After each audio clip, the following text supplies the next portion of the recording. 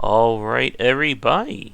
We should hopefully be live for our next little game design of the month kind of club here, where we talk about a game or series that we really enjoy and try to break down the design of what made it work, what made it didn't work, and see what we can learn from interesting, unique designs like that.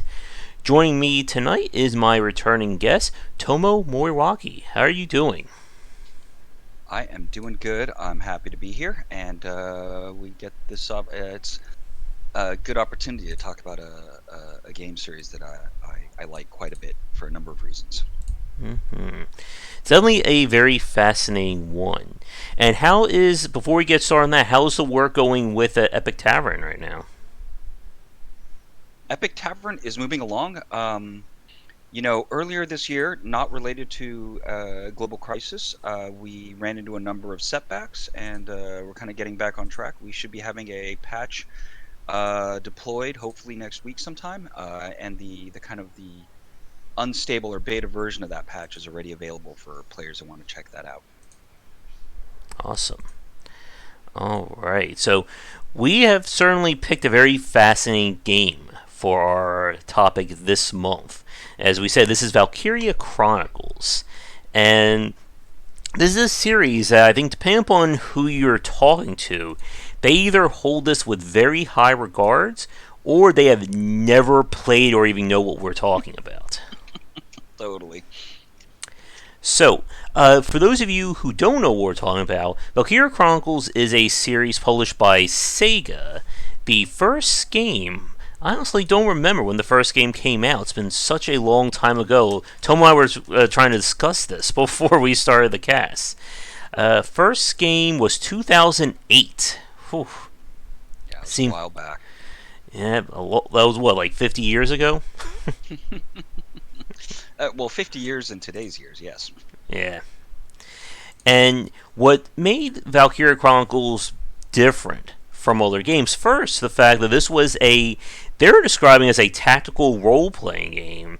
I kind of saw it as like a real time tactical strategy title. This was originally released exclusively on console, specifically on, it looks like that is PlayStation 3. And the series has certainly had its ups and downs in terms of public notoriety. The second game was moved exclusively to the PSP.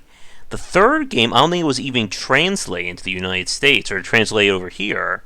And then the fourth game was released, I think, pretty much everywhere.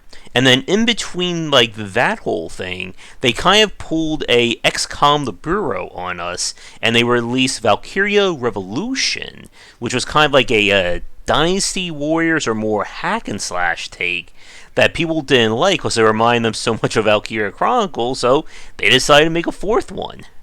And the fourth one, like I said, I think that is available just about everywhere now. And I think it's gotten some pretty high marks from the place that's reviewed it.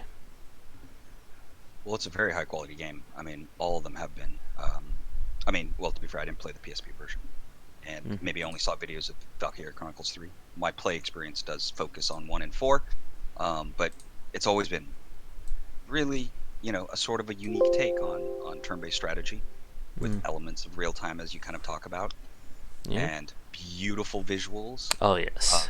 a rich war story with, still at least legitimate character development and character relationships that kind of evolve over time. Mm-hmm. And the whole series is obviously a love letter to World War II, right? Trying to Mm-hmm. just turn the volume of the romance of World War II up to 11. Oh, yes.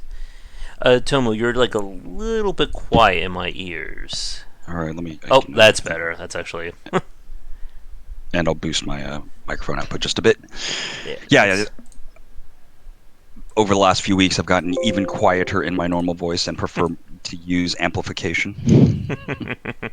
I'm still dealing with my on and off again headset while I'm waiting for my new microphone to hopefully get here because it's Oh being yeah. delayed now too.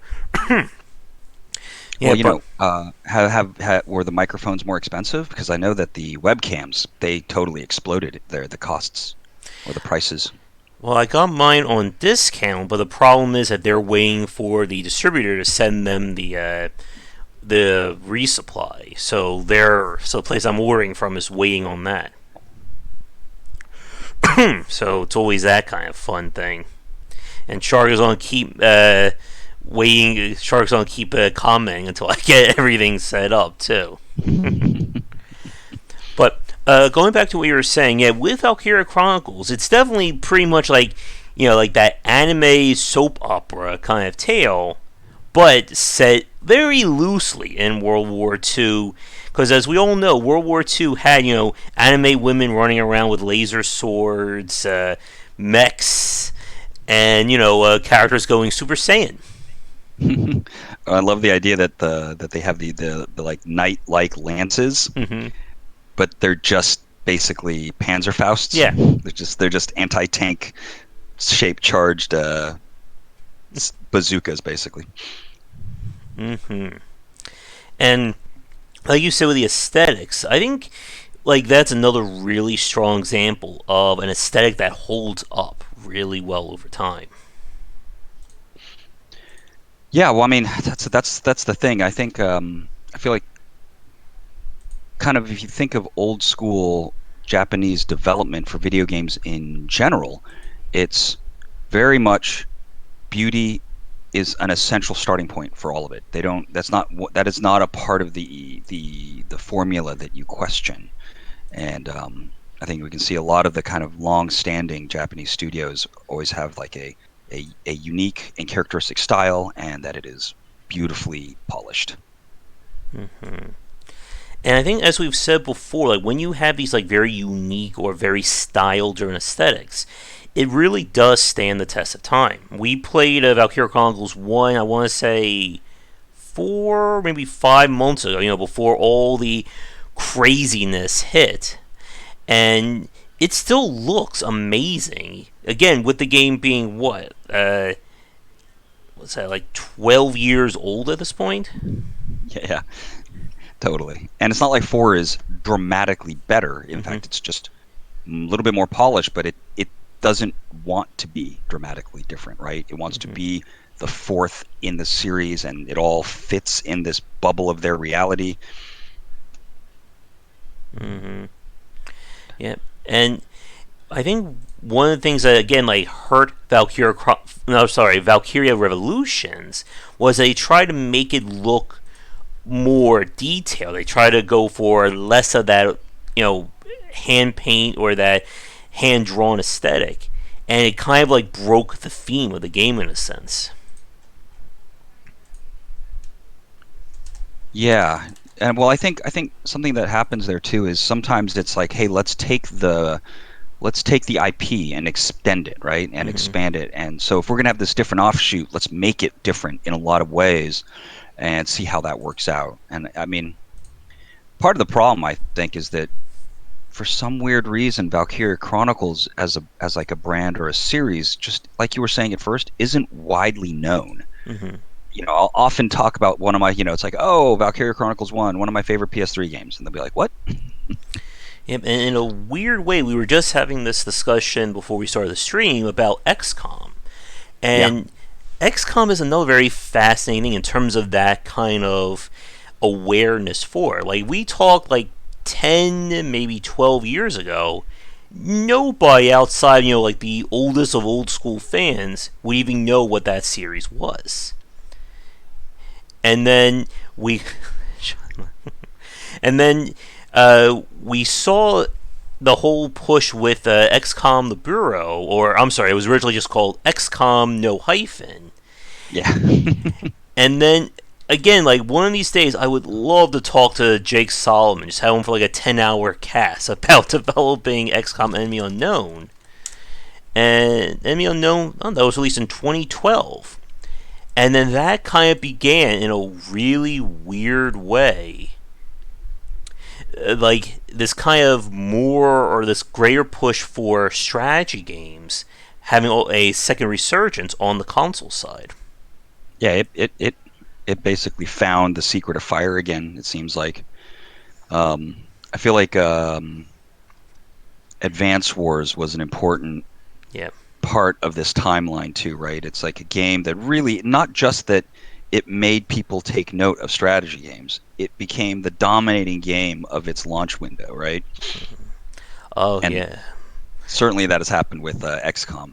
Now, Valkyria Chronicles maybe doesn't make quite as big a splash, but it is really well done, and it makes enough of a splash. Yeah. Oh yeah, and thank you for bringing up Advance Wars. That's what I am horrible at that series, but I love it so much. I think I own every one of them that was released, including the gritty future spin-off one. That was like kind of like, unfortunately, the nail in the coffin for the franchise. Yeah, totally. Actually, I think I have something kind of like I have I see a box for Battalion War for Oh Wii in the yes. room. Speaking There's about spin-offs to games too, that was their spin-off. Well, what's interesting is, I'm a very avid strategy game player. Military history, just turn-based in general. Obviously, I really loved like Jagged Alliance and XCOM. Shining Force. All the tactics games, whether it's Tactics Ogres or Final Oh Fantasy yes. Tactics or Fallout, like all that. Um, all those games, like they soak up a huge amount of time for their fans. And there's obviously something really essential and awesome about its gameplay. So when that gets surfaced just right, we have evidence in our industry that it can be a title for everybody. And Yeah. it's just not always the case that it gets executed in a way that it kind of sticks that hard. Yeah, and that reminds me, one of these casts, we should definitely do one covering Disgaea, or that whole, the Disgaea franchise, of that kind of, in depth, here's 100 hours, take have fun design.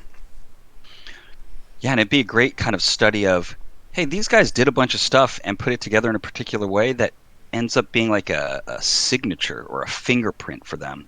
Yeah. And other people don't really go there, right? Mm-hmm.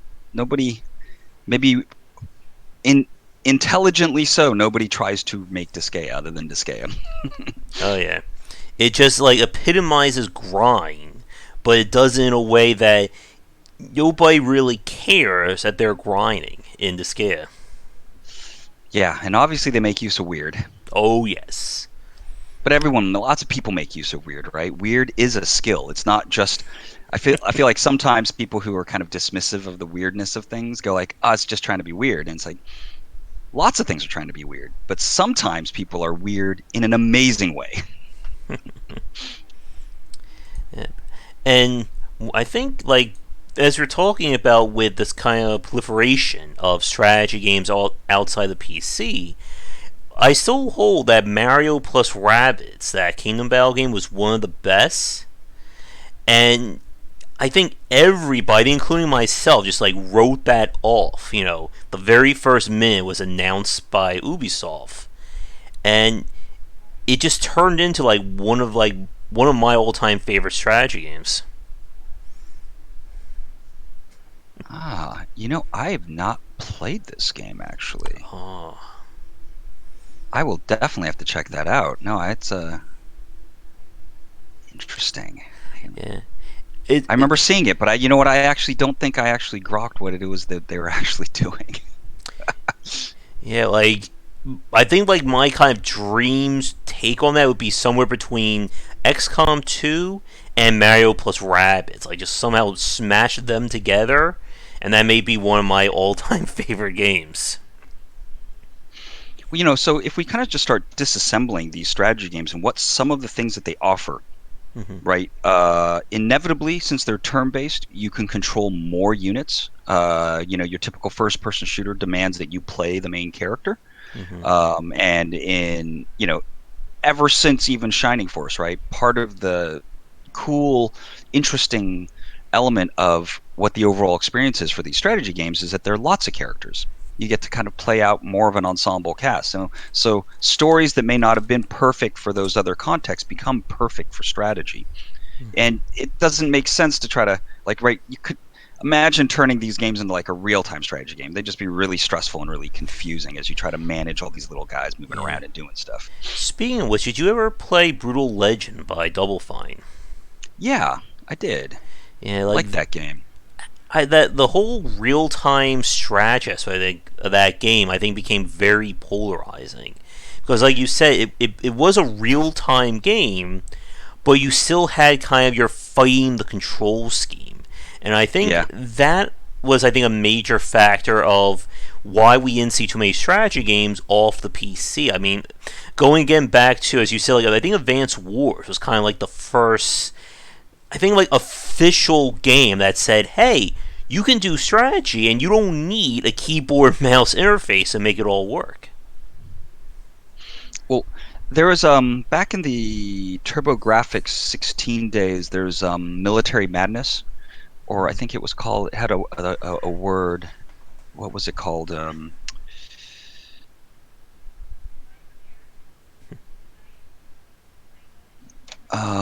It was called Nectaris or Military Madness on TurboGrafx. It was a had hexes even, and it was a very rudimentary kind of turn-based strategy game as well that kind of came before Advance Wars. Mm-hmm. But definitely, I mean, Advance Wars is the beginning of kind of the nuclear detonation, or everybody knows now. Yeah.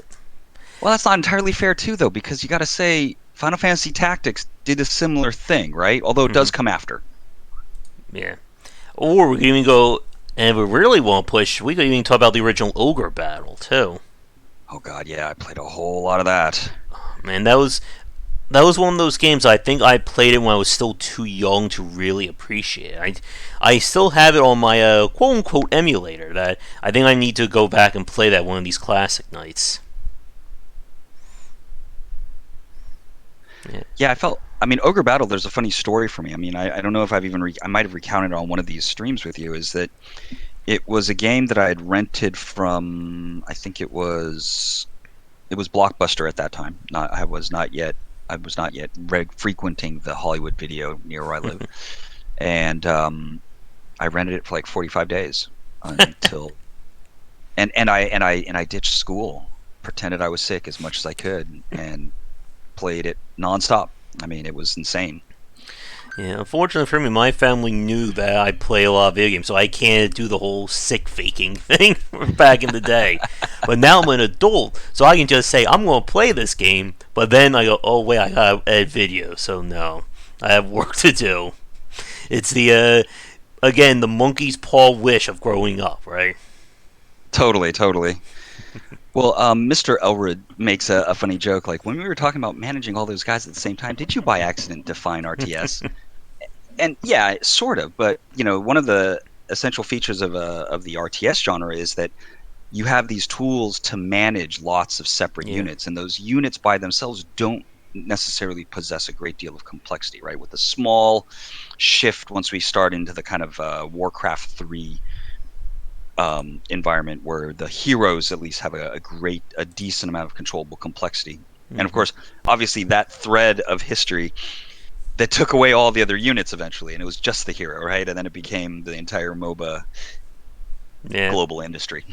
Yeah. There's certainly another chat about kind of like that breakdown of the RTS from the days of hundreds of thousands of units to the Company of Hero era to the MOBA era. Yeah, it's an interesting evolution. Yeah. And one of my like dream ideas for a game I think was trying to, I remember this, I was like the night that they announced the Wii and they were like showing off the whole Joy-Con, not was it Joy-Con or whatever the remote and the little thing were called. I thought, how would you create a strategy game using that kind of interface? And like I just came with this like crazy idea for like a you had like various toys fighting each other, and like you kind of Uh-huh. build your army. It was kind of like a deck builder at the time that you built like your army out of various toys, and it was like your group of toys versus another group of toys. And like I remember imagining like the superhuman being like one of like those giant like talking baby dolls. So it was like running around the map, almost like zombies ate my neighbors, like crushing everything. Wiimotes, thank you. Yeah, I remember working on boom blocks, and we spent a decent chunk of time to create a crossbows and catapults like experience for two players. Hmm. Now, bring this back. There we go. Exactly. Toy Story Chronicle. Bringing this back to kind of, again, like bringing the strategy genre to the console side of things. That with Valkyria Chronicles, like we said, like one of the things that I think it did that nobody else has really managed to do is try and be both real time and turn based, almost concurrently. And for those of you who didn't play, what we're describing is how combat plays out. Is that it goes for I go, you go. Your side goes first, the enemy side goes second, and you're given action points. And when you hit a unit to control them, it turns into a third-person shooter. And you control that character until either A, you do a shot, or B, you run out of their stamina, wherever their energy bar was. Yeah, although, another way to look at it is that it's like the real-time elements are still carefully folded into turn-based constraints, right? Yeah. When you actually have control, you're basically free to use up all the movement points and free to use up your attacks. And one thing interesting about Valkyria Chronicles is that when you do the movement and when you do the attacks is when they happen, right? Sometimes in a more conventional turn-based game that you do all of your units' movements and the imagination is all of that was simultaneous. But that's definitely not the case in Valkyria Chronicles, because I can move one unit and shoot this guy and along the way take fire from the kind of attacks of opportunity, and then basically use up their opportunity fire, then move another person up right up into their face and use that submachine gun and kill them. A move I've done many a time. Oh yeah. And the balance, I think, in the series has always been, I think, one of its strongest, and I think maybe it's also one of its weakest aspects. Because, as we've said, like, at its core, this is a strategy game. It has a rock, paper, scissors system to it. And I think since the first game, they've always, I think, had trouble, I think, going the distance with that kind of system.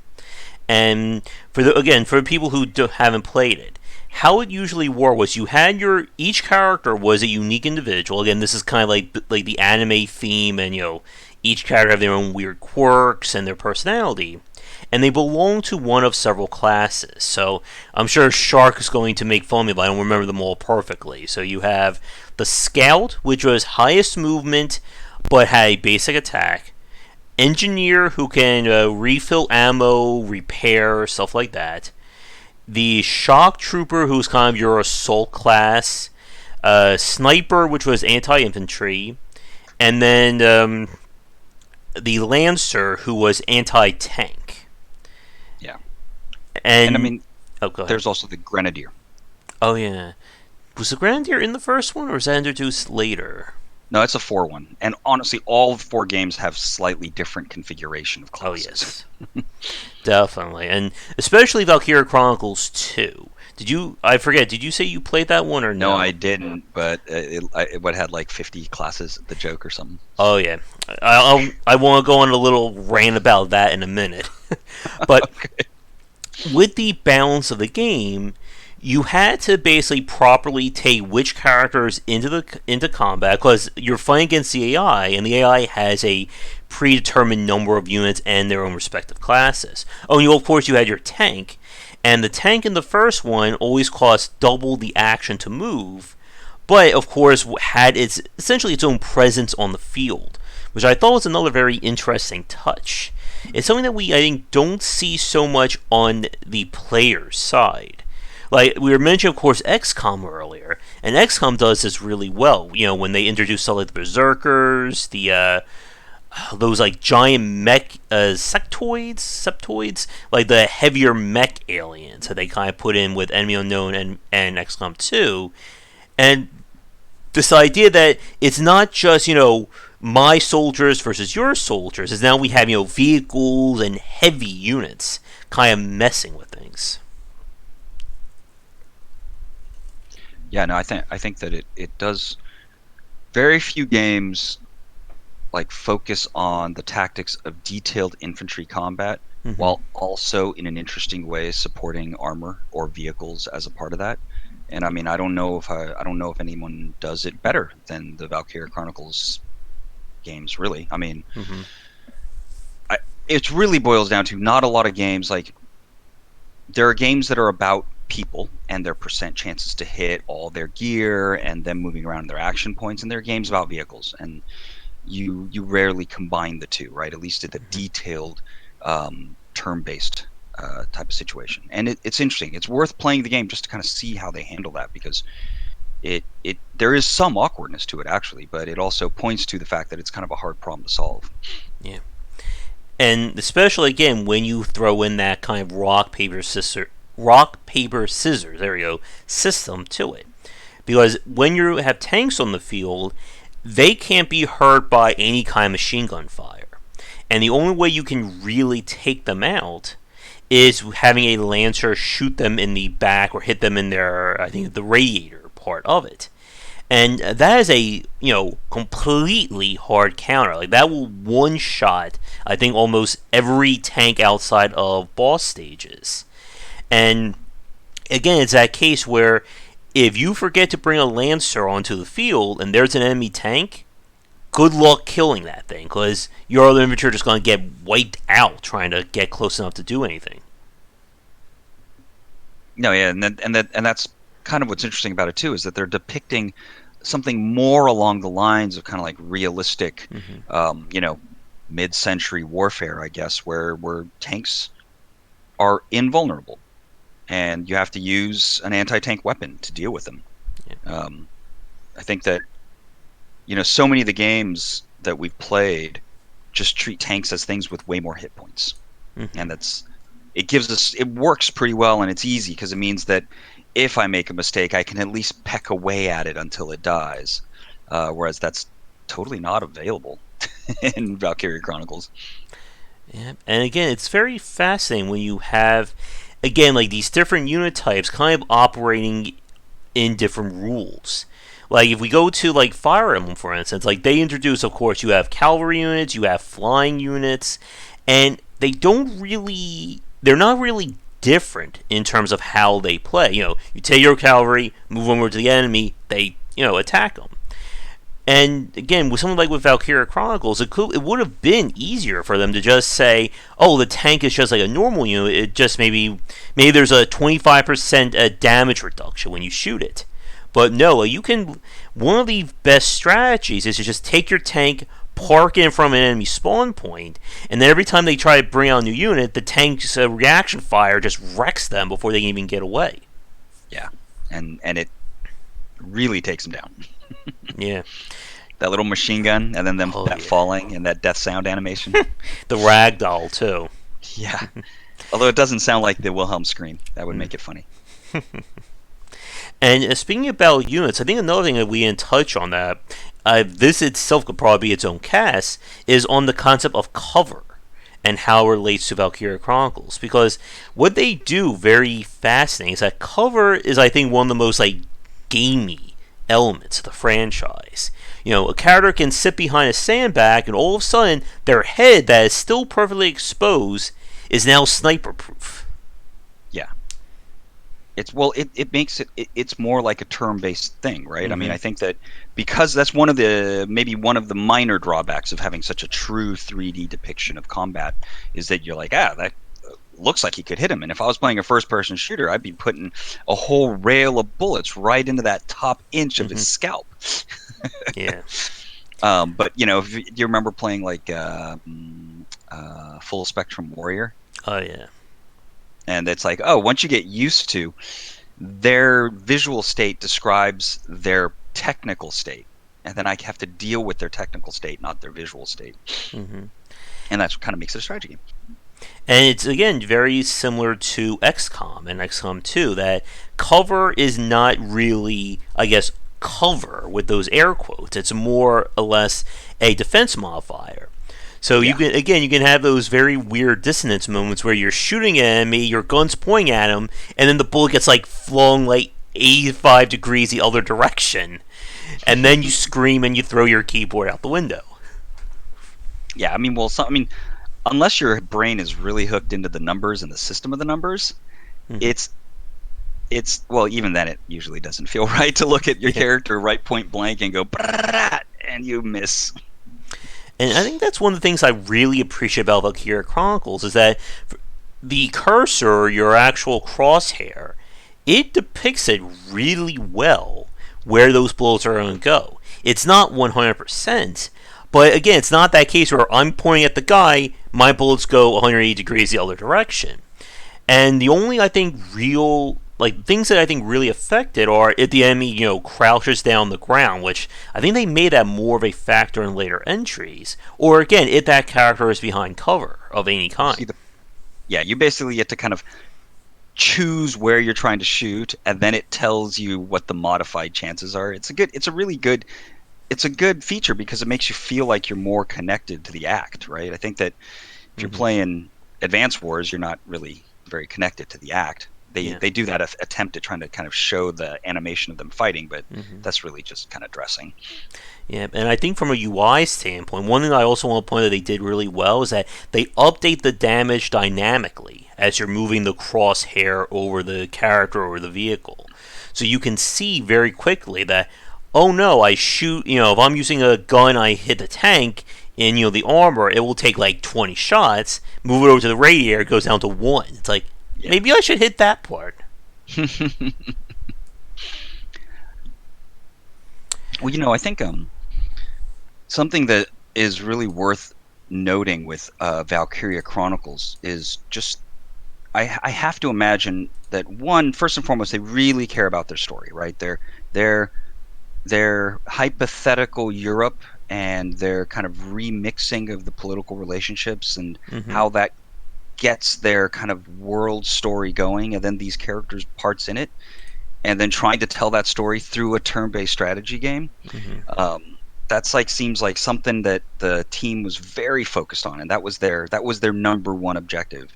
And I think to that effect, they pulled it off really well. I think, we were kind of mentioning just very lightly how XCOM is it's definitely kind of coming up it's rapidly expanding its ability to tell the story of the characters Yeah. from one product to the next. Um, it's almost like they're gaining ground sort of, but ultimately I do feel like Valkyria Chronicles does this a more elegant job of telling that story. Mm-hmm. And I might be biased though, because it's like I'm just very sensitive to that kind of fake World War II story. If I Mm-hmm. got a chance to have like a 4 game series and tell a story of empires at war and little players and medium players and the heroes that are in each of those nations trying to do their part for their Mm-hmm. country, all while driving tanks against each other and stuff. I mean, that I'd be okay with that. And it's very interesting, again, about the dichotomy between Valkyria Chronicles and XCOM. Because XCOM has always been more of a personal story because you create all the characters. While Valkyria Chronicles, of course, they're all named 100% unique individuals. Yeah. And here's a question, I'm not, and this is for everybody watching. I know they made, I think, an anime for Valkyria Chronicles. Did the anime come before the game, or did the game inspire the anime? I don't remember that off the top of my head. I don't know the answer to that. I think that it looks. It came before? That might make some sense though, because it does have a really well established kind of like world story. Let's see. It began broadcasting on April. It's loosely based off of the game, so I guess the game did inspire the anime. Okay. Oh yeah, there's a manga and anime, Oh, there's a manga too? Okay. and it was 2009. So Oh, okay, okay. I guess that makes some sense. Kind of want to see it now. I've never seen it. That sounds really cool. Well, I mean, the thing is, World War II is this. I mean, as someone who plays so much strategy and history games, it's like World War II is this great combo, a great gameplay combo of the Mm-hmm. skill of the operator and the technology of the machine. Mm-hmm. It's this great balance, and there's a good controllable relationship between maneuverability and firepower and the vulnerability of things and the vulnerability of the human body, Mm-hmm. how much strength the human can have to do things.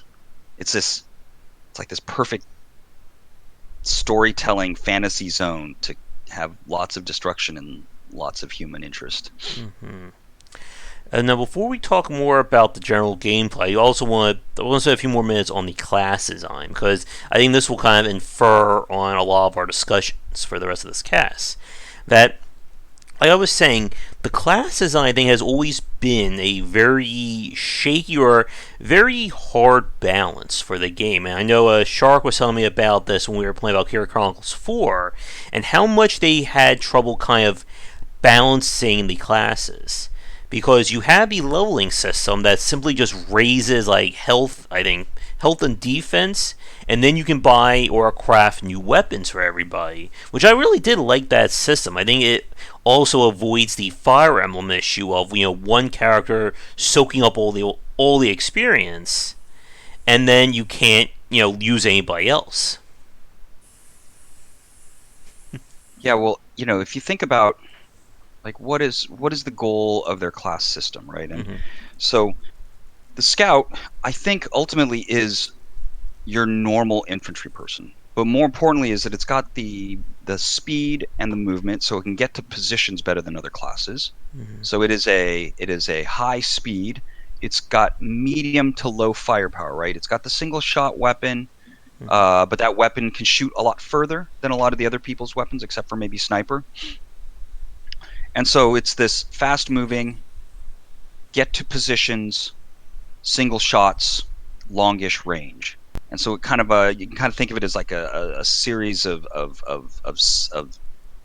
circles around the character. One is it's how far it moves, one is how far it shoots, and it's generally accurate. The shock trooper, on the other hand, is kind of the opposite of it, right? The shock trooper has the submachine gun, which shoots way less far, so it demands that character is seeking to gain positions closer range, which also means tending to advance against their enemies. Whereas the scouts tend to move around and find good fields of view. And if there aren't tanks, it's still kind of decent to have a lancer around because they have the most armor. They're the toughest, and their lance can still make an explosion that causes damage as well. So it has its use, sort of. And then so if the lancer is kind of like a meat shield or a tank in the MMO kind of sense, and because it can throw an explosion, sometimes that's a little bit better if there are line of sight issues or someone's like kind of like hiding behind a cover. Sniper, of course, is a little bit of a just kind of like a dialed up version of the scout from that gameplay standpoint. But I feel like what they're trying to pull together is some of the basics of infantry combat, right? They're like, hey, we want you to be playing a game where some of your characters are moving from firing position to firing position, and that by doing that, because inevitably, right, when you start getting into puzzle solving the levels, your scouts move to positions, they get there quicker, and then they cause trouble for others, which slow them down so they can't take positions. And part of the idea is you sculpt their positions so that there's kind of a safe way to travel within close range for your shock troops. And then with your lancers, well, they're not fast enough really to keep up with the shock troops in the grand scheme of things. But that gives you kind of the essence of the play. And now that's a class-based system is there just to kind of emulate infantry combat, sort of. I think that's kind of how I played mine, was kind of use the scout to get as far as I can, and I think they definitely dialed up the scout's damage in 4, if I remember right. And then once I kind of if I take over a position, now I immediately pull in a shock trooper, and they kind of, hold that ground. And I know I think they also buffed the shock trooper in 4, because I remember them moving a lot further than they did in the first game. I think everyone moves a lot further, and that does kind of simplify the problem solving for the levels. Valkyria Chronicles 1 was a tough game. Oh yes, they're all tough. Like, let's not beat around the bush. They can get very punishing, and I want to spend. That's going to be a topic we're going to be talking about in a few minutes. But one thing that I wanted to bring up about the class design, because I think this became very fascinating. I think this also kind of segue into talking about the difficulty, is what they try to do with number 2. And again, number 2 was one that most people did not play that one because, again, it was brought over to the PSP at that point, and many people weren't exactly playing PSPs, unfortunately. And the thing that they did was they added in a new class, they added in a melee unit, who I think had like a sword or some giant weapon, and this was supposed to be like anti-infantry, just take the bullets out of the equation. You can't dodge a giant sword being swung at you. And what they did was every class had essentially like a split. Like they could get upgrade, you could choose one or two upgrade paths, and then there may have been another one past that. So it was kind of like you can choose to either essentially take that unit and take it to the absolute extreme. So a super shock trooper or a super scout, or you can maybe turn that scout into maybe a shock scout. So it's a little bit more. So it's still a scout, but they do more damage than they would have otherwise. And I remember being so much of a grind because you need, I think, specific resources and stuff like that to get characters to level up. But the problem, though, is that it completely broke the balance when it got to boss fights and extreme units. Like, I still remember, like, I was playing the game, they introduced a boss sword melee unit, and there was no counter to him. I mean, even the counter, the supposed to be the counter to it, he wasn't taking shots. I was like, use a sniper. Okay, shoot him in the head, he shrugs it off. Okay, well, that's great. And they would just, like, walk up, one-shot kill every infantry that he got close to. It's like, oh, there goes that balance. That's rough.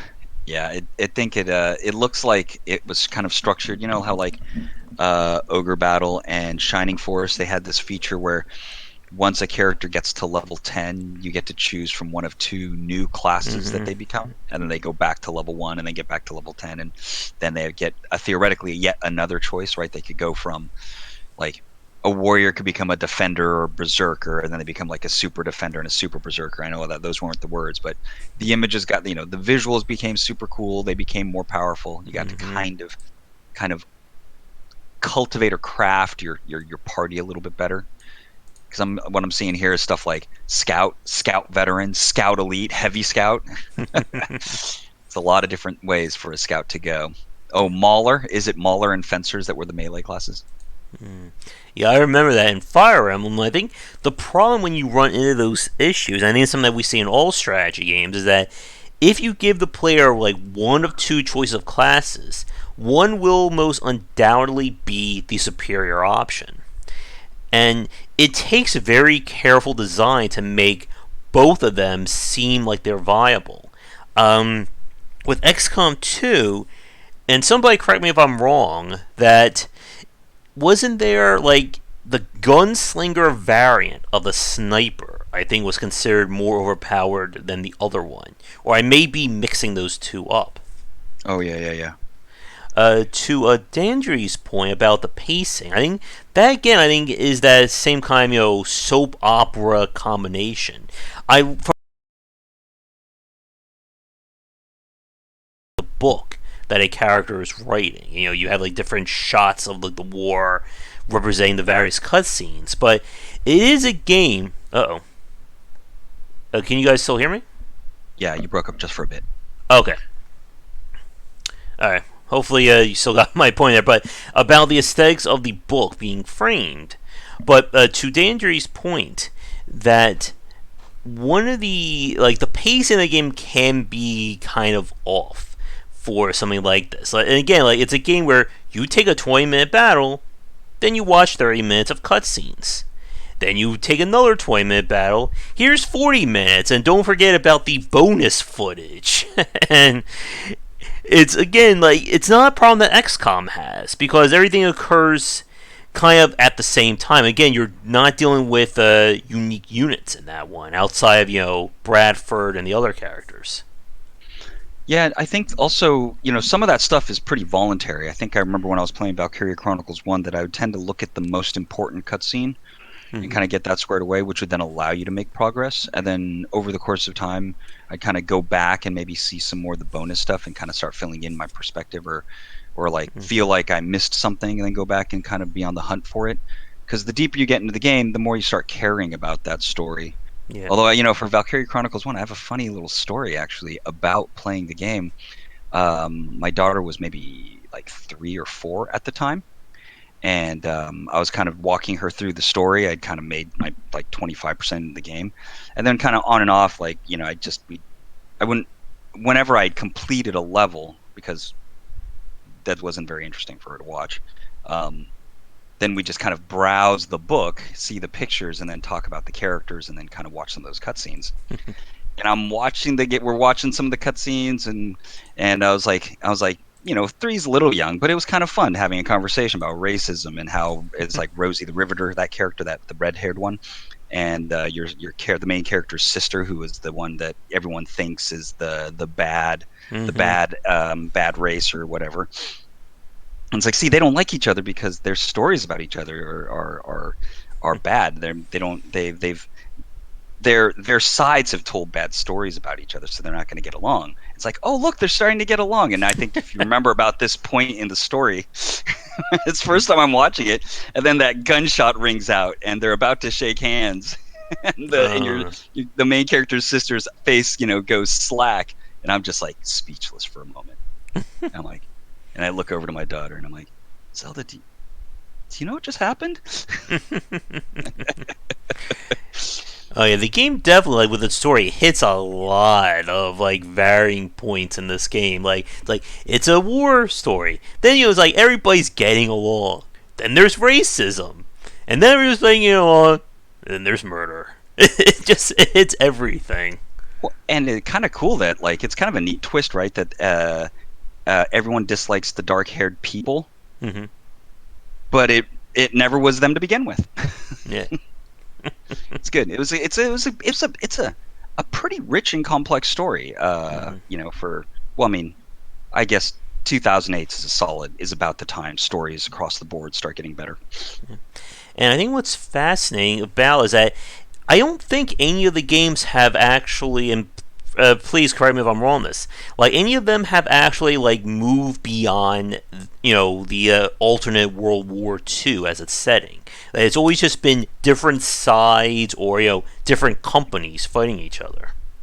No, I mean, the geopolitical story of their kind of manufactured Europe it's still going on, basically, Mm-hmm. right? There's this war, like, I mean, at the end of 4, does World War II basically wrap up? I don't even think so. I think I that, I haven't finished the game yet. yeah, I mean, I think that the whole Empire versus the Federation storyline is still playing out. Um, Although, kind of, I mean, to get into the weeds on the story, like with Valkyria Chronicles 4, they basically are kind of pulling a story like Germany is attacking Moscow, Mm-hmm. except that it's the kind of Allied side attacking the Axis side. So Axis is kind of like Moscow. They're against the ropes. There's this big gigantic offensive to take Moscow, but then winter hits and slows everything down, and they're overextended, and they still get all. Then they start getting shredded up, and then the more personal stories kind of come out of that basic larger scale war story. Mm-hmm. It's neat. Like, they're constantly mixing up the various tropes of World War II and kind of folding them into themselves, and then retelling the story in slightly different ways. It's pretty cool. Mm-hmm. Like, I guess Gallia is very much I was going to say Dutch land, a Netherlands type of nation. So it's like a Kiki's delivery service environment. And it's so much, again, like a very rich story, and again, like with the unique characters all lending their voices, it can be, I think, a little jarring if you're trying to play this more like XCOM, where you're not expecting your unit to have a 20-minute speech about friendship and togetherness. You just want to get to the next tactical battle. Yeah, and I think that that's a bit of a trap that they're stuck in. Because let's say we start, we break the game up into its moment to moment quality, it's kind of medium term quality, and its long term quality, or you can call them their medium term loops and their long Mm-hmm. term loops. Obviously, from moment to moment, they try to make heavy use of that real time twist on the turn based stuff. But I mean, for the most part, the game is still analyzing where to go, getting good lines of fire, and hoping that you have good high percent chances, and you've set things up so you can put enemy units down.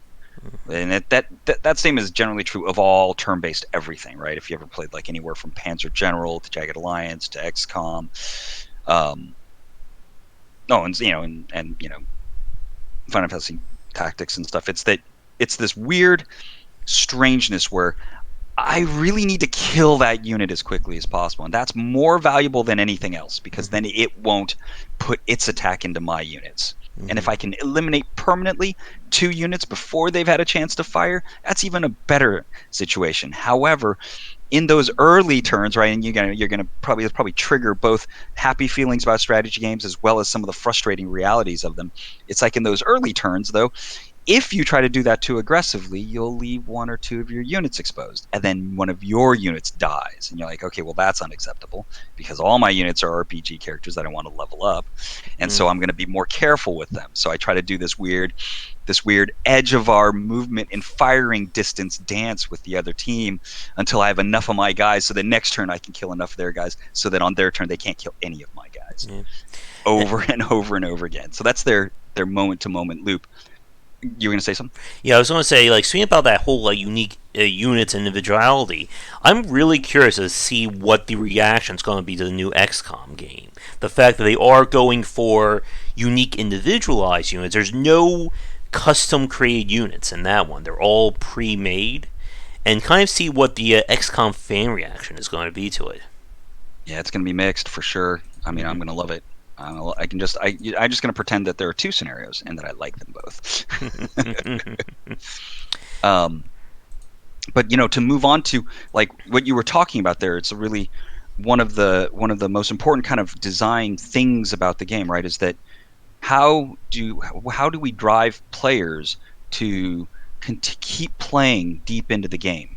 And I think we can, what I said kind of in the last stream about this is that I'm always thinking about what is the voice of the author, what is the intent of the author, what are they trying to do, and then start measuring whether the things that they're doing to get there make sense and are effective for that goal, and at the same time whether they're just effective generally speaking, right? It's like this totally doesn't work for what you're trying to do, but it's a really great experience in and of itself or something. Yeah. So in their medium-term quality, it's really just accomplishing the goals of the scenario, right? And not having your guys die, because having your guys die makes you want to reload, right? But the super long grindy part is the character level up and the battle potentials, and making those special weapons, and that goes on forever. Yeah. And what did you think, like, speaking about the upgrade side of things, what did you think about Valkyria Chronicles' whole upgrade system, with the fact that you craft the weapons, and then those weapons will then eventually splinter off or spin off into different variants? So, do you want the scout gun that has further range but less damage, or shorter range but shoots more bullets, and things like that? Yeah, you mentioned something before kind of about when you have like kind of 2 class choices, it's really hard to balance them. But I think one of the most important things to make true of your game when you have that situation is to make it so that having one of each of them at least is a very valid way to approach the scenarios or the levels. So it's like at some point I want the berserker and I want a defender. What I choose first maybe is a little bit up in the air, and you should choose the optimal one first because it'll mean more of a power boost in the short term, but that eventually the defender's capabilities in defense can open up yet other strategies, and that maybe a defender is always less optimal because of its reduced damage output than a berserker in this. And I'm talking like about Shining Force 2 actually, but that once you have a defender and a berserker, it opens up these really interesting strategies which are even more powerful than having 2 berserkers, I guess. Yeah. Now, speaking about strategies, one thing I wanted to ask you, one aspect of the game that I never really clicked for me was the use of the battle edicts that you unlock as you play through. Like, these are essentially either unit-wide or stage-wide powers that you can turn on. They cost, I think, X amount of your action points for that turn, and it just never seemed like, outside maybe like the emergency medical one, like they were strong enough to make me willingly give up, a character action to make use of them. Yeah, it gets tricky. Those are pretty hit or miss. Some of them are really good and some of them aren't. I think the way it ends up playing out for me, and I'm at least moderately min-maxing in my approach, is that like about half of them just weren't usable, and more often than not, we weren't usable because the conditions under which they're effective were kind of hard to line up with that particular character in that particular situation at a time when they could afford to spend action Yeah. points. And generally, those things really would become helpful if there was also someone else who could then maybe have a stacking ability to use along with or something. So yeah, Hmm. that made it pretty rare. And then same kind of goes for the kind of relationship affinities that they had. And you're like, Yeah. I would spend like an hour trying to like cycle through characters until I had like a good mix of people that liked each other, and then I'd just be like, that was a whole hour that was wasted. Yeah, like the whole the potentials and the character relation stuff. I really just ignored that whenever I play the game. Like it just seemed like it got a little too fiddly for what was Yeah, in that. Like to contrast that, the relationship stuff I think they did with XCOM 2: The War of the Chosen update, I think yeah, that worked a lot better. And how that worked was that once characters become friends, if they go on the same missions, it would kind of level up like a friendship skill tree that would unlock very useful, abilities. Like one was the friend could give their action point to the other character so they could actually do two things in a single turn. yeah. No, that was super cool, and that's definitely it's generally superior. I mean, because part of me wants to go back to Valkyria Chronicles 1 and play it again and try to make those features work. But I tried a lot back then, and I just was not able to. And in 4, I haven't even tried that hard, partly because of remembering how much failed energy I spent in the first game. Mm-hmm. And Shark is goading me in chat to try and play them again on stream. Oh, play Valkyria Chronicles. Oh, Yeah.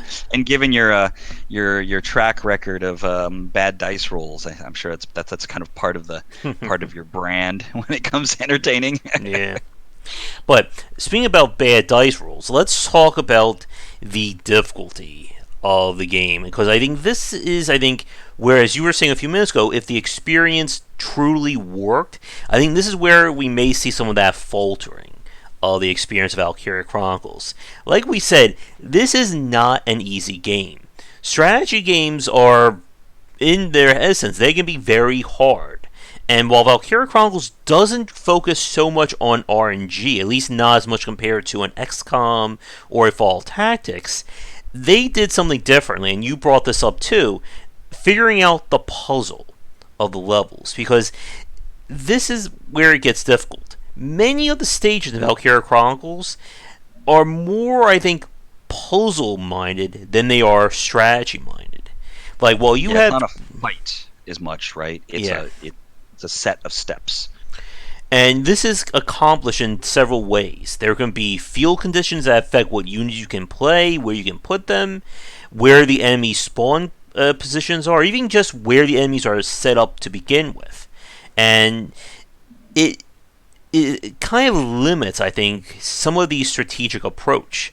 Like there was a mission that I played. This was when I was playing this a few months ago. It was this was in the first game. It was a desert map, and every like few minutes, like there was like a giant like a sandstorm that would completely kick things up and make it hard to see.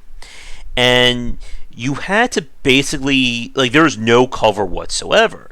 So it was that case of you try to play this without using the sandstorm as cover, you're dead because you're going to get sniped. A tank's going to shoot you from like 30 feet away, and there's nothing you can do about it.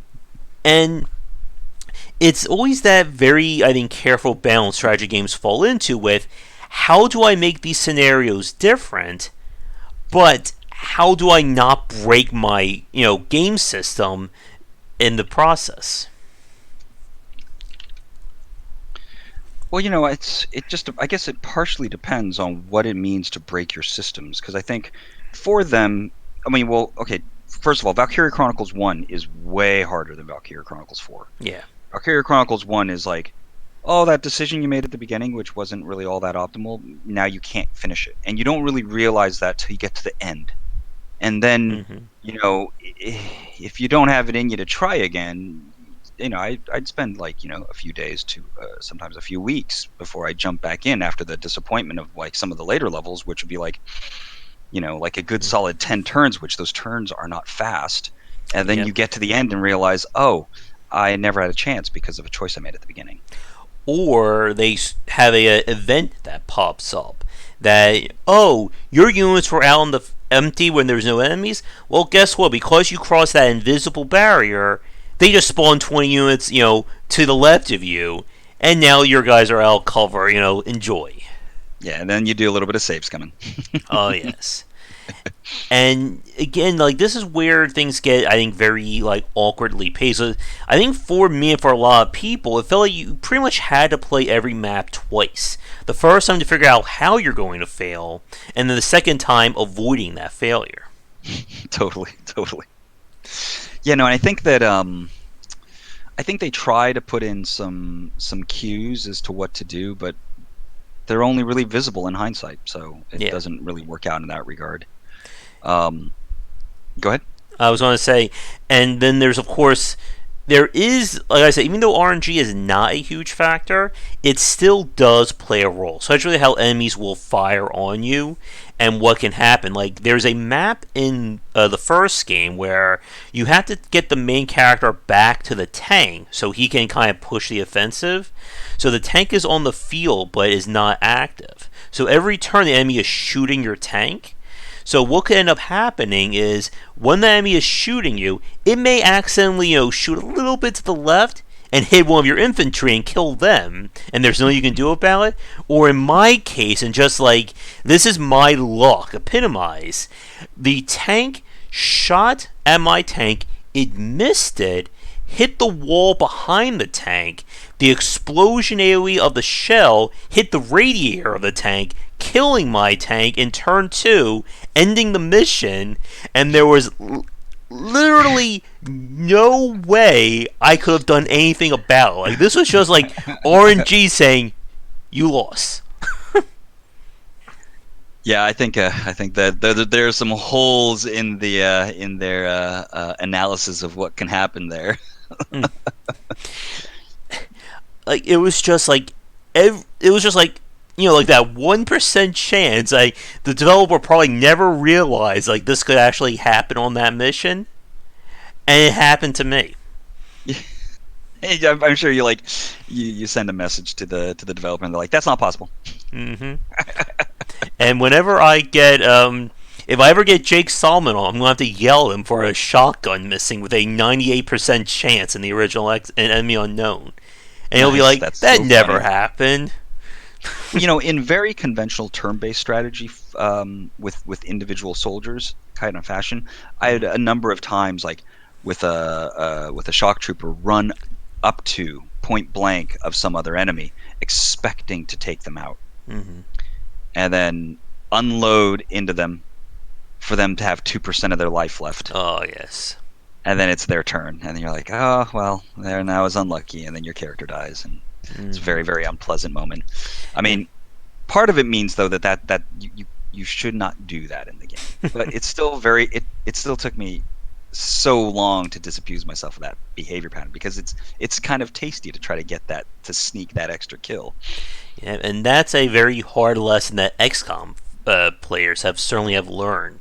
That you don't want to build your entire strategy around maybe that 40% shot will hit. Because guess what happens when it doesn't hit? You're kind of, completely out of position. And one thing that I wanted to comment, and then I want to bring up Carlos's point. I did like the fact that you can reapply battle points or your turn points to the same unit. So that if that shot does miss, or that carries out position, you can maybe squeeze them behind a sandbag or get them out of the enemy's sight. Like, it Yeah, wasn't as, absolutely. 100% doom or die as, again, a game like XCOM or even Fire Emblem. Because you leave that, rock unit exposed, that enemy count is just going to go right up and around and one shot them on their turn. It's like I used to play a lot of Panzer General, which is very similar to Panzer Corps. Hmm. And there's this, the AI loves to kill units. It's all players like to do too. So you overextend yourself just by one extra hex, but you don't know there's something outside your field of view, and then like 6 units move up and take turns pounding on that unit till it's dead, and it just keeps happening over and over again because you still don't believe that Rut's on the other side of that fog of war is a bunch of units waiting to move forward. Yeah. And then you just get completely wiped out. And then even when you know about it, you go, oh, I'll just play some units, to block. They'll just, go right around and then hit that one unit. Although, I would say that in a turn-based strategy game, the genre, I think they do often they're missing a feature that they could be utilizing. And that is one where moving close to enemies is more expensive. So Yeah. in your run of the mill turn-based military history game or strategy game where your units are like larger, like 400 people, 800 people, 1,000 people, 10,000 people, whatever, like big army units, they have this concept of zone of control. Yes. And so when you move adjacent to an enemy unit, you can't continue to move around it. And if there was some kind of zone of control that was around XCOM or Valkyria Chronicles or Jagged Alliance-like characters, that might clean up the way the stories play out, because you do get weird stuff when you can get close to each other, or whenever there's an imbalance in how fast you can go. Yes. Right? You see people can do things like the scouts run right past each other and stab the valuable engineer at the back. Yeah. I recently played the game Dreadlands, which is kind of like they're going for a tactical strategy but with a PvP aspect to it. And they're doing something like that with their melee units. That if a unit engages in melee, then neither side can actually shoot those two units until the melee has been resolved. I like that. That's a good little piece of the puzzle to add. Yeah. Oh, Dreadlands is pretty. But I mean, you get this like once you start playing with those kinds of features, I think you take a lot more control of the battlefield with your systems. I could, like, what if I had there was a tactician class, and tactician class have a bigger zone of control. Something inherent about them is that it limits enemy movements in their areas, and you don't even actually know why that is. You just start playing with those rules, and now it allows you to, like, it by itself is not realistic, but I guarantee you could use those kinds of features as a player to create more realistic kind of like team-wide tactical interactions with another team. Yeah. And I think in a way it does start to get into that like I use that term like gaminess. A character can yell at this one, now suddenly they shoot 20% better. Or, somebody jumps up and down and now he can't be shot, for an extra turn. But I think, as you said, like, when it works, it like gives that player that sense of control over the field. I think it opens up the door for more strategies. I think you just have to be careful with just how powerful those abilities become. Yeah, now, for sure. Of course, like, the counterpoint of that was with XCOM 2, that once you got like fully leveled or fully ranked up units, a lot of your strategies just kind of like become, I'm going to let my character get his free action to then hit every unit to then get a bonus action on enemy kill, and I just go, left, right, and all around just kill the enemy faction before his turn is even over. Yeah, no, and I don't know how much I like that. I think I used to really like, my early love of strategy games is making your way through the grind and getting to that point of near invincibility. But now, when I get there, I'm like, it's time to stop playing this game. Yeah. I know.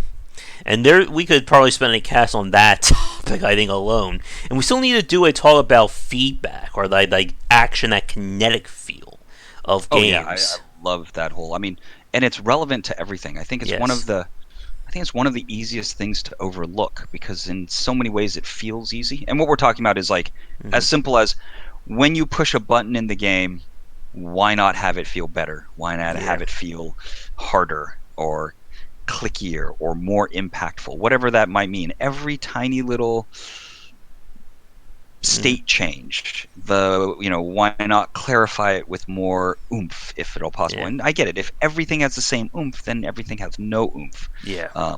But so often you see things that are important in a game have no oomph.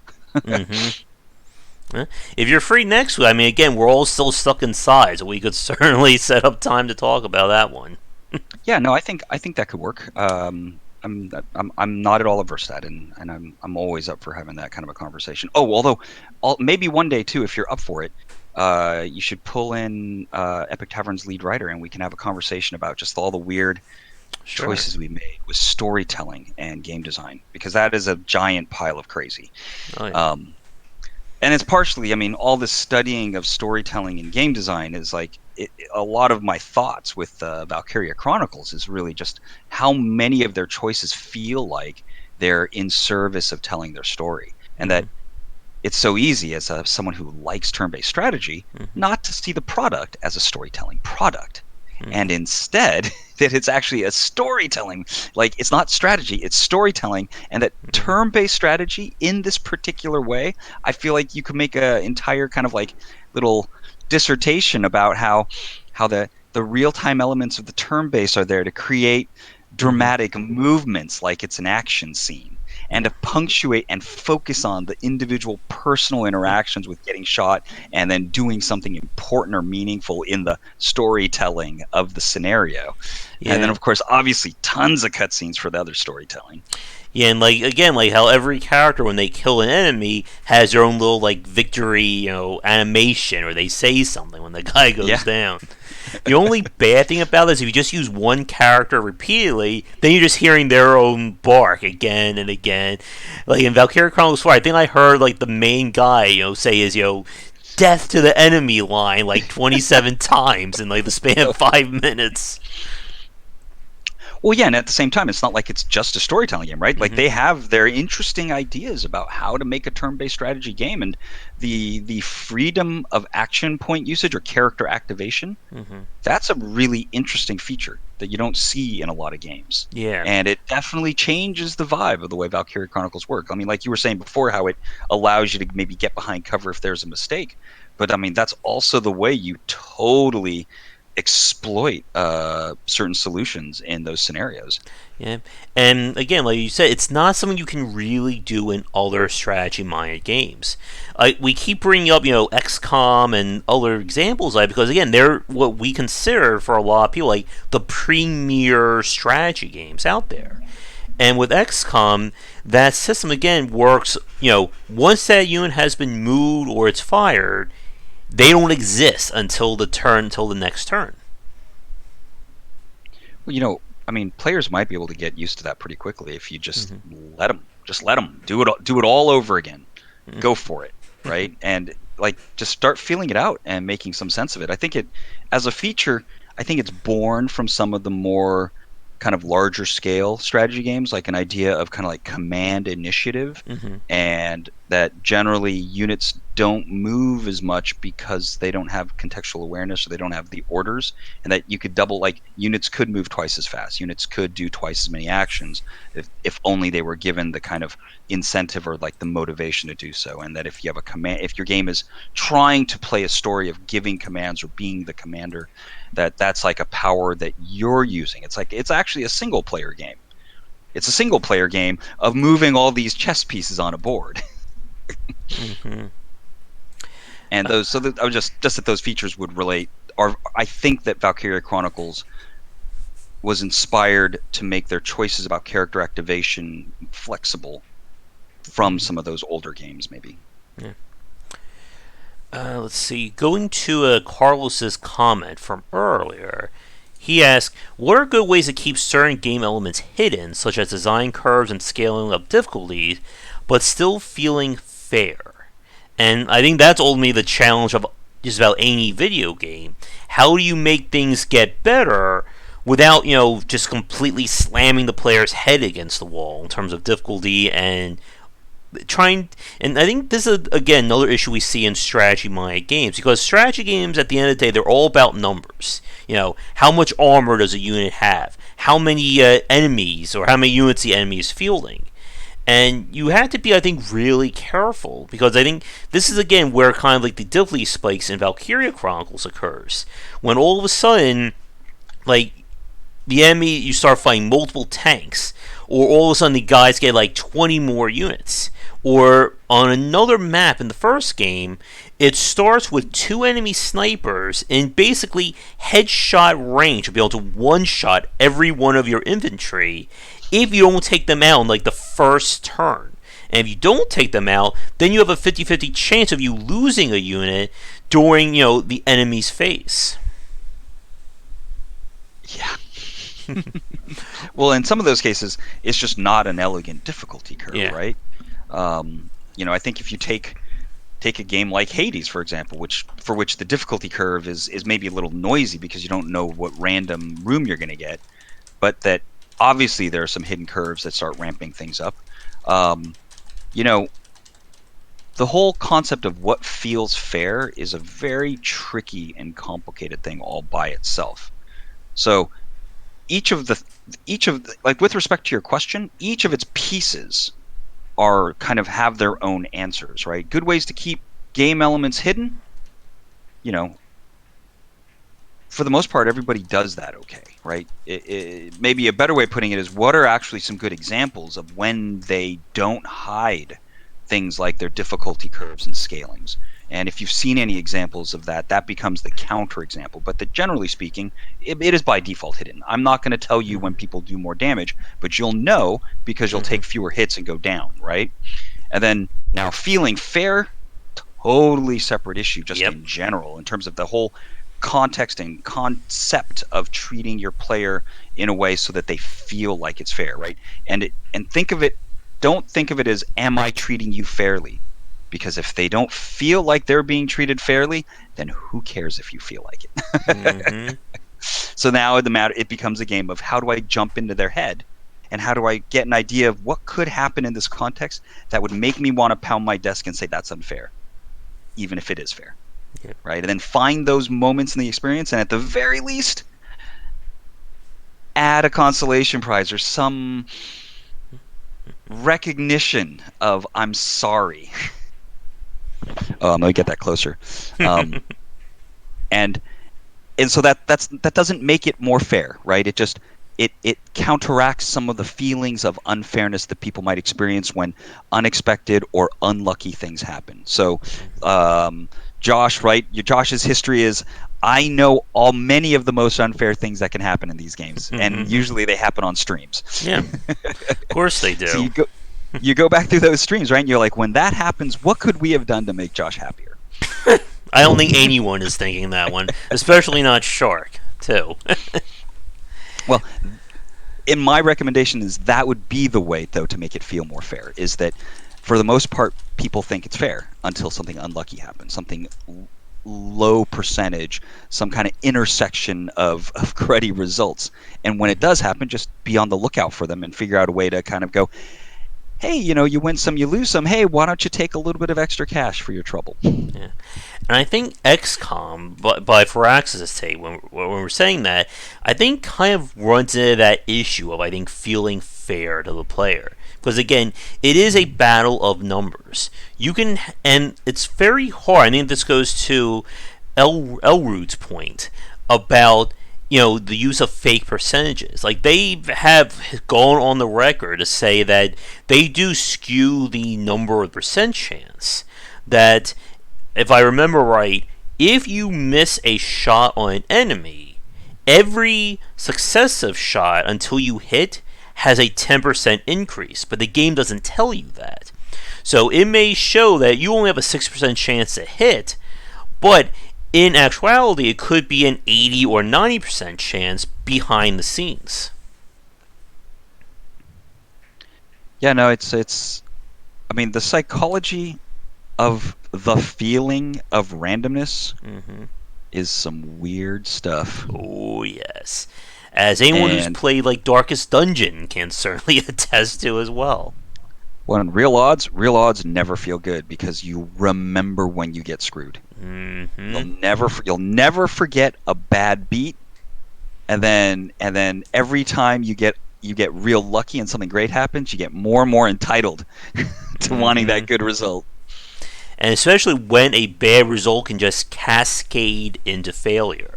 That, of course, is one of the worst feelings. Like you said earlier, like you could do something on turn 1 that screws you by turn 10, and there's no way of knowing that. While in a game like Darkest Dungeon, that bad, that unlucky miss, or, the enemy gets 3 crits in a row, that can wipe you, and it has killed me. It's probably killed just about everyone who's played the Darkest Dungeon at some point. Like, my favorite is when my dodge character not only is not dodging, but she gets all the crits, and now she's at death's door. It's only been turn 2. And then you go to heal over the occultist, and he misses, or he gets a crit for 0 to heal on her. I love a critical 0. That is my luck. I think that is my official luck for these games. Well, and I love that. I mean, I don't love that feeling. I kind of hate it, but it's like I love how when you have that feeling, you just like turn off game, take deep breath, try not to lose your temper, play something different. Or at least that's the way I cope with it. Yeah, and let me see, what else did he say? Like, again, like trying to make things feel fair in a game, like in any kind of strategy minded game, is very hard, because it is a game that, one wrong turn and most likely you're going to have to reset. And in XCOM, one wrong action could easily wipe out an entire playthrough. Yeah. When I think at some of the higher, like once you really start absorbing all the potential strategies and you can kind of like make good predictions about what the future turns are going to look like, unfortunately it really starts turning you into this extraordinarily conservative player, and that's not really all that. It's not really all that sexy a way to approach a thing, right? Mm-hmm. Mr. Elwood says, and after this crappy feeling goes away, go back to get the bastards. Yes, and there's some satisfaction in that too. It's like I have a grudge against the AI's random number generator, but oh wait, what was I just saying about the turn? We script it like what was the last thing I just said? I was reading chat. I think you were talking about, I think, trying to make it feel fair, like you lose a lot. The feelings of fairness, yeah. And so if it's a single player game, I think that it's you really do the player quite a big favor by having these kind of like crappy feeling, unlucky event mitigating features. So like you're just on the lookout for like over the course of 4 die rolls, have you failed by more than 200% or something, right? Or just some math that's trying to identify when things are getting unlucky and triggering certain kinds of logic to counteract that, because lucky wins are the stuff of legend. And lucky failures, they just don't feel good. Yeah. And I mean, however, if it's a competitive game, of course, though, you cannot do any of those things. Those things are totally off the table. Your bad luck is my gain. And so you're forced to kind of like expose the players to all the negativity of a bad RNG moment. But if you don't cover your bases in the single player game, I think you maybe are either too principled in your approach to reality in a virtual world, or don't quite realize how to do it, or don't have enough time to, maybe. But it's really valuable, Cook your numbers, make people happy. It's why they bought your game. And that was one of the things that could always be very frustrating with XCOM. Like, as you said earlier, like, how, like, kind of distance doesn't really matter in a game like XCOM, at least not as much as it should. That you can get that that miracle chance. You can run an enemy right up next to an enemy, you are flanking them, and you can still miss. And it's like, I just did all that for nothing, basically. Like, that guy's dead. Because, the enemy's going to go, I'm just going to walk around you and shoot you in the back now. And of course the AI knows well enough that that's how it boosts its odds too. Hmm. Let me check our time. We are just under an hour and a half. I think we could probably maybe another like 10, 15 minutes. I guess would be good. Yeah, Or maybe 10-ish minutes is probably good for me because around 3 my time, I think I need to be kind of figuring out my next steps for today. Um, but yeah, we're definitely gonna be doing more of these talks. And yeah, maybe if you're free next week, Tomo, we can have that kind of discussion about feedback or feel when it yeah, comes to totally. games. So I'm trying to think. One point I wanted to mention, again, keeping with this puzzle design, I want to get your thoughts on this as well as chat. So, with this idea of some of these matches turning into puzzle fights, with that said, what did you think of the quote unquote bosses when they show up in Valkyria Chronicles? I mean, they are definitely tough. Mm-hmm. And you definitely run the risk of losing characters, which is real. It's really problematic. It's kind of definitely like I feel like especially it becomes the first time you like you start seriously considering like reloading your game Mm-hmm. multiple times in a single battle. It's I think if they succeed in creating kind of the gravity and the heaviness of the storytelling they're trying to make something feel really important. Mm-hmm. I think ultimately maybe the game kind of does break down a little bit though in those boss fights. Mm-hmm. You're forced to kind of find a specific solution in a game that's not necessarily built for you to play. Like it's not like telling you should play this level 4 times or 8 times, Mm-hmm. but you're gonna. And it's you know, and the continuity of the story kind of is at odds with that too, sort of to some extent. Yeah, like the point that kind of like when I was playing this off stream, that was kind of like I may be quitting this game.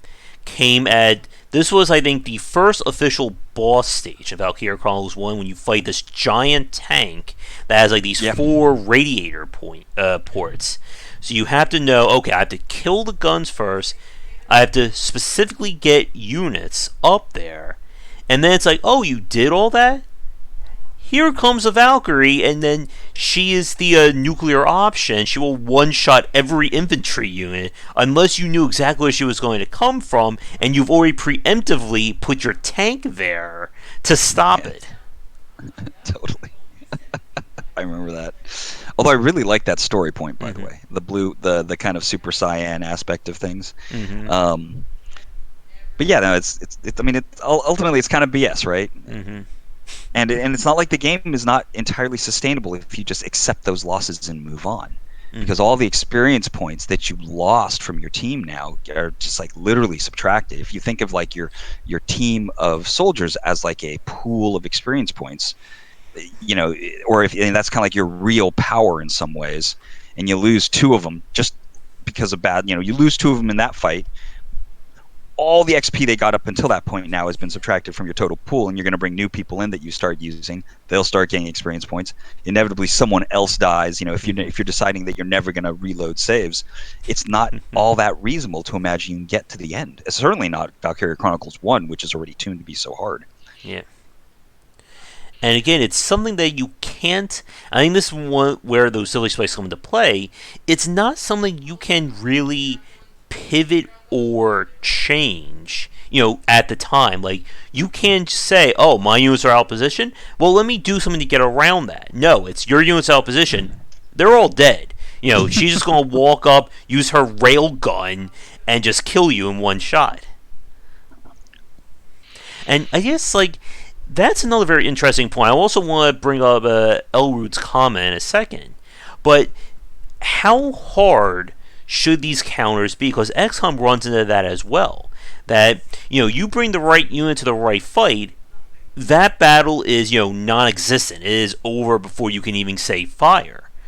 But for some games, it's that case where it's a counter, but it's not really a counter. Like even if you don't bring the right unit, you can still take that character down, with just pure grit. Hmm. Well, I think you know it's kind of an older kind of design mentality for these kinds of strategy games, right? Where Mm-hmm. if you can't find the right rock paper scissors solution, then in net like everything does a base amount of damage, and that you can kind of grind things down. You can peck away at them until they lose, kind of mentality. And I think in some ways it's kind of a more modern approach to take that option, the grindy option away. And I mean, there's some benefit. I mean, there's some sense in that, because hitting something a whole bunch of times for them to die, you know how, I mean, it feels a little, it doesn't feel nearly as dramatic as finding the right tool for the right job and getting it done quicker, I guess. Yeah, and I think only one you have to be careful of, like, you have to give the player multiple options. Like, if the only way to fight this thing is to just pepper it for 10 minutes straight, it's not going to feel good to the player. But if you can find, if there's, a bonus strategy, or if there's a way you can maybe do that in half or 3/4 of the time, then they can feel like they're, they're figuring out the system, they're cracking the code. Well, there's a weird analogy to my World of Tanks experience, actually. So that, like, your attacks are supposed to do no damage, let's say, because of the relationship your weapons have with what you're Armor attacking. pen and armor Totally. corners, stuff like that. Now, if I use my high explosive shells, I can do very limited damage to the tank. And now I can at least kind of participate in helping bring it down, right? And cause maybe some systemic damage. And that systemic damage maybe gives me more freedom to move around or take less damage. I think when you employ those kinds of features, it's some good stuff. Like if someone with if, let's say, in Valkyria Chronicles, someone could shoot the optics on the tank, and if you destroy the optics, then they spend one next turn they cannot shoot, or their accuracy is diminished by half or something, right? There'll be a useful way for the non-anti-tank units to kind of at least play in that situation. Yeah. I'm just having memories of World Tanks now, like me, like, and my little itty bitty tank, like running around big tank. I get a shot of the, like, bounce all, just like 1% damage. He just like turns around, boom, and I'm dead from like full health. Oh yeah, yeah. What tier did you get to with your tanks in that game? Oh man, I think I was like tier 6, tier 7. Like, I haven't played in like 5, 6 years easily. It's Nice, been a nice. long time. What countries did you play down? I can just quickly map where your experience was. I Was think it I was no, I think I was American. I think when I was playing American? it. So like maybe like a M4A3E8, Yeah, or I like may have tried like the Russian tank, or I may have gotten like one of like the Tiger variants. Tiger one is a tier 7. Yeah, And so yeah, I mean, I have a whole bunch of time in that game. Like I think I have something like, like 20 tier 10 tanks from back when. I haven't played in a while. I played a little bit over Christmas, but it's been a while. I yeah. really like the game. It's the modern day Counter-Strike. If Thorn is watching, he's I think the one who got me into World Tanks to begin with back then. But yeah, that's another conversation we could have at some point. Oh But yeah, and all the tanks and the military history angle of it, just love it. yeah, but I know you have to go in like the next 5-10 minutes. So I'm trying to think. Oh, I want to go to Mr. Elroot's point, and then any final comments, and then we'll wrap things up. But he asks why nobody has done a squad tactics game of having no numbers. Instead of 9% to shoot, make it an icon. I think, I think psychology-wise, I think that would affect how somebody perceives things. But again, numbers in these kinds of games are always a very weird thing from a player emotion standpoint. Later, Sarah. Thanks So for watching. yeah, I think from the developer standpoint, and we ran into a great deal of this in Epic Tavern actually for all of our percentages. And so here's where it gets tricky: is that you want to have the main choices that you make have the biggest impact on your percent chance of success. And then you want that main choice to maybe have a number of colors that can have a less significant percent chance impact.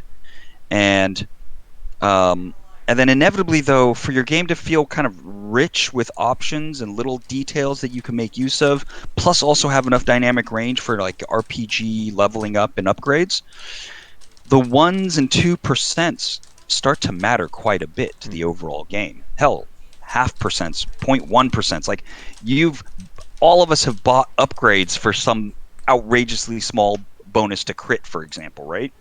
Mm-hmm. And the only way to make that the purchase or the acquisition of those upgrades make sense is for you to show the raw number so you can see that you got that benefit. And it also allows you to grow your perspective from low odds or worse odds to better odds over the course of like many hours of play.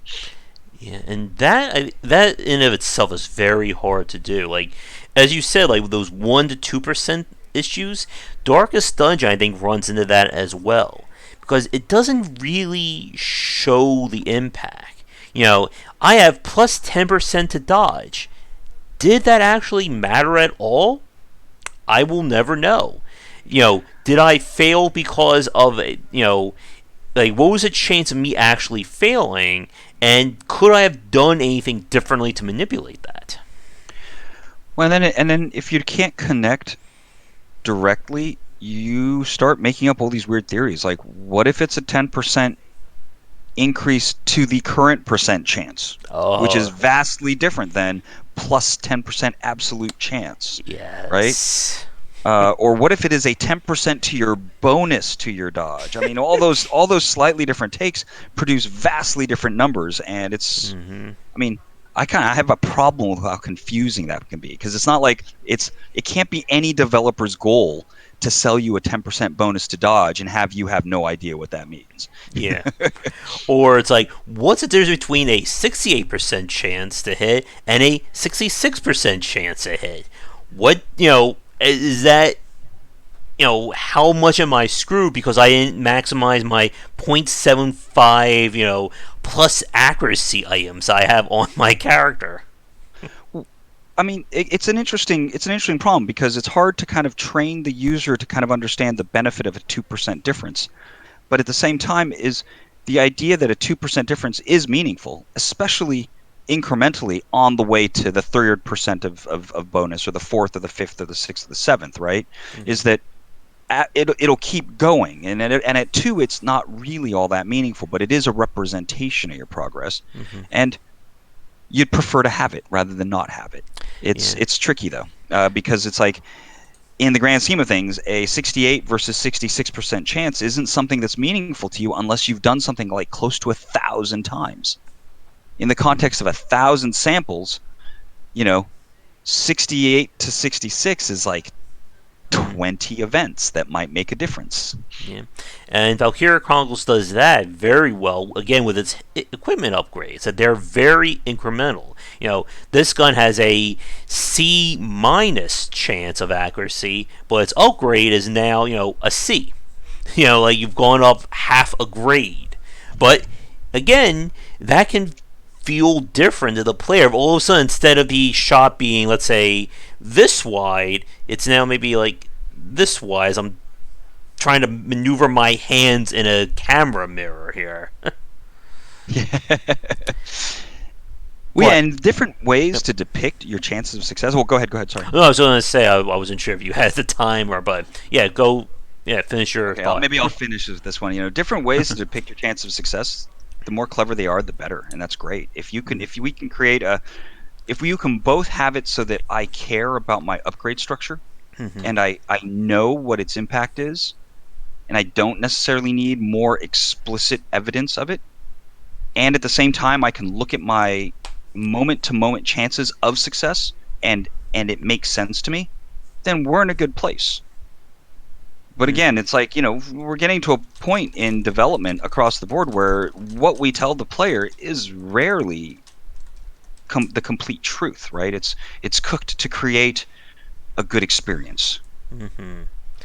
And I think that's a good summary of kind of wrapping this up with Valkyria Chronicles. That it has all these individual systems, from the storytelling to the character upgrades to, again, like its combat, that all work really well to deliver that experience that, again, we really haven't seen people try and copy.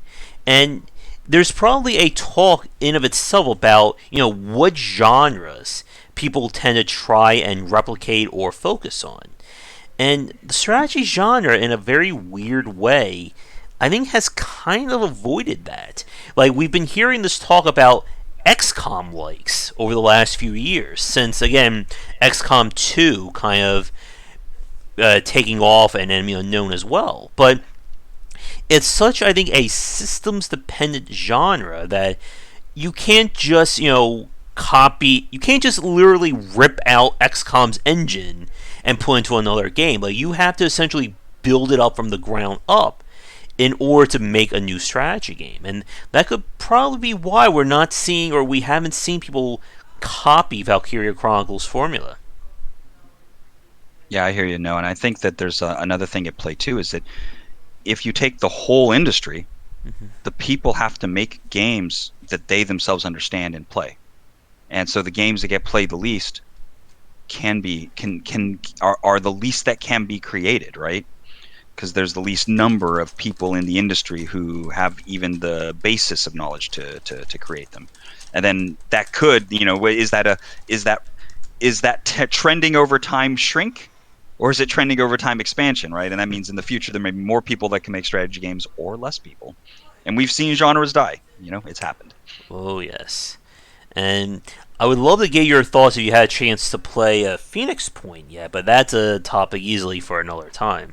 Yeah, definitely. I love turn-based strategy in general, and it's probably the genre I put the most amount of gameplay time over the course of my life into. So I have a lot to say about it, I guess.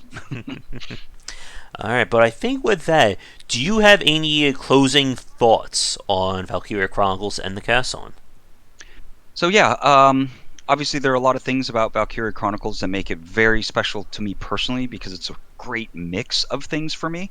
And it is by no means a perfect game, although it is very clever and a fairly unique expression of turn-based strategy. Let me see if I want to say something specific about it. It's that it has these cinematic moment-to-moment displays of your tactical choices that are all trying to kind of feed into this medium term accomplishing the goals of the scenario or winning the level, and then that kind of overlooping through the long-term story progression and these very sometimes finicky and maybe kind of hard to use long-term character level up bonuses, as it tries to kind of guide you through what sort of like 25-ish hours of gameplay, sort of something like that.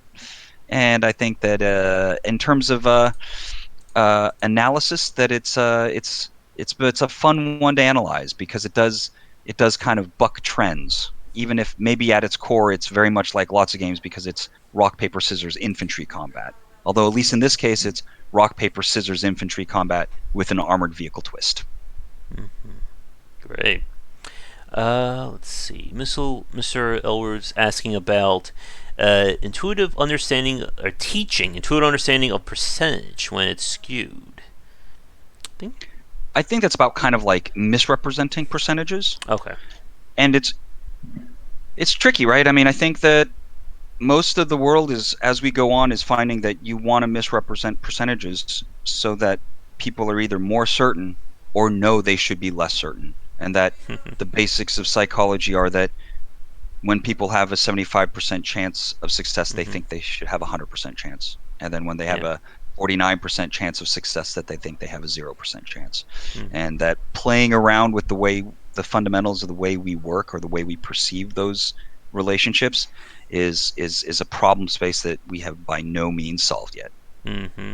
Or for me, I take every 40% chance, and those will usually hit 80% of the time, and all my 80% shots will miss 40% of the time. Oh yeah, well, and we are terrible at measuring luck. Oh yeah, I am an expert at that one for sure. But and it's like I've been playing these games forever, and I just know for sure I'll never stop feeling that way. So now I'm on the lookout for those feelings, and then after the fact try to redo the math in my head. Yeah. One of these days I need to go back and play XCOM 2 on stream. Speaking about games people won't watch me fail in, that would certainly be one of the creme de la creme examples of that. But with that, we're going to wrap things up for this cast. So if you want to follow me, I'm on Twitter at GWBicer, and we have our Discord and Patreon link down below. I'll include the links to Tomo's Discord and Twitter when this goes up, which should. I'm going to let this go live as soon as it's on encoding. But for you, what are the best places people can find you, social media wise? So we do have a Twitter account at Epic Tavern, at Epic Tavern Game, and definitely the best place to find us is at our Discord channel, which you can find at discord.gg/Epic Tavern. Love having conversations about storytelling, game development, and Epic Tavern itself. And we do dev streams 3 times a week where we just talk about how things are making progress. And that's I guess that's it. When do you do your dev streams? Monday at 4 p.m. Monday and Friday at 4 p.m. Pacific time, and Wednesdays at 10:30 Pacific time a.m. Great. And we do roundtable discussions. Tomo and I, as well as Sharky and a few other developers, and we're right now trying to get things organized for our next one. And for these kinds of video game examination casts, we shoot to aim to have one of them each month. So we're going to try and pick a game for next month's cast. Ideally, things will still be functioning in a month's time, so we'll be more than happy to come back and talk. Yeah. All right. So with that said, we're going to wrap things up here. Thank you for everybody watching this, either live or recorded. Be sure to check out Epic Tavern, and I'll be back later tonight for our regular game streams, and come back for daily discussions on game design here and on game wisdom, where we examine the art and science of games. Have a great rest of your evening, and we will talk to you again next time. Take care. Thanks for having me, guys.